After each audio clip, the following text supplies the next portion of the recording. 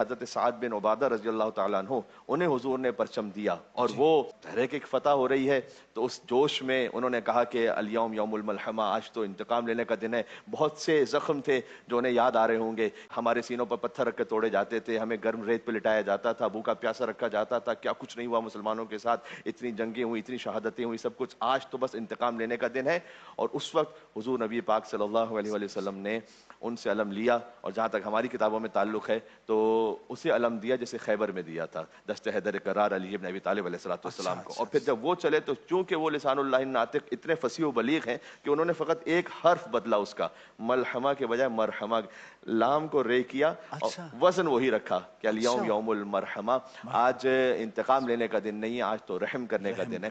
اور خود انہوں نے ارشاد فرمایا کہ جب اللہ تمہیں دشمن پر فتح عطا کر دے تو اس فتح کا شکریہ یہ ادا کرو کہ دشمن کو معاف کر دو۔ سبحان اللہ، خود اس کا شکریہ ہی یہی ہے جو نانا کی سنت تھی، پھر وہ نواسے میں جاری و ساری رہی۔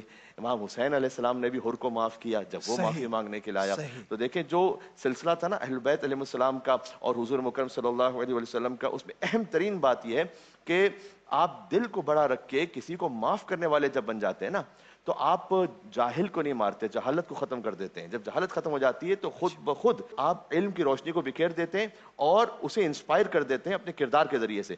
اور پھر اللہ سبحانہ وتعالیٰ نے سورہ نازل کیا کہ اذا جاء نصر اللہ والفتح ورأیت الناس يدخلون فی دین اللہ افواجا فسبح بحمد ربک واستغفرہ انہ کان توابا۔ یہاں پر بھی کتنی بڑی نصیحت تھی کہ دیکھیں جب آپ کو فتح عطا ہو بھی گئی ہے نا تو خدا نخواستہ کوئی بھی تکبر میں نہ آنے پائے۔ اذا جاء نصر اللہ والفتح ورأیت الناس يدخلون فی دین اللہ افواجا، آپ دیکھیں کہ لوگ فوج در فوج دین خدا میں داخل ہو رہے ہیں۔ فسبح بحمد ربک، سب سے پہلے تو تسبیح کر لیجئے رب کی، کوئی تکبر نہیں، کوئی غرور نہیں، تسبیح کر لیجئے فسبح بحمد ربک واستغفرہ، اور فوراً استغفار بھی کر لیجئے، استغفار کر کے اپنے رب سے قریب ہو جائیں۔ انہ کان توابا، وہ بہت زیادہ معاف کرنے والا اور بہت زیادہ مہربان ہے۔ تو یہ ہماری زندگی کے لیے درس ہے۔ اے جوانوں، کہیں پر کبھی زندگی میں کوئی اچیومنٹ آئے کبھی بھی تکبر میں نہیں آنا، اللہ کی تسبیح کرنا، اللہ کی حمد کرنا، اللہ کے سامنے سر کو جھکا کر استغفار کرنا، استغفار سابقہ گناہوں پر بھی کرنا، استغفار تکبر سے بچنے کے لیے بھی کرنا۔ میں سمجھتا ہوں کہ فتح مکہ کا یہ وہ میسج ہے جو آج تک جاری و ساری ہے اور قیامت تک جاری رہے گا۔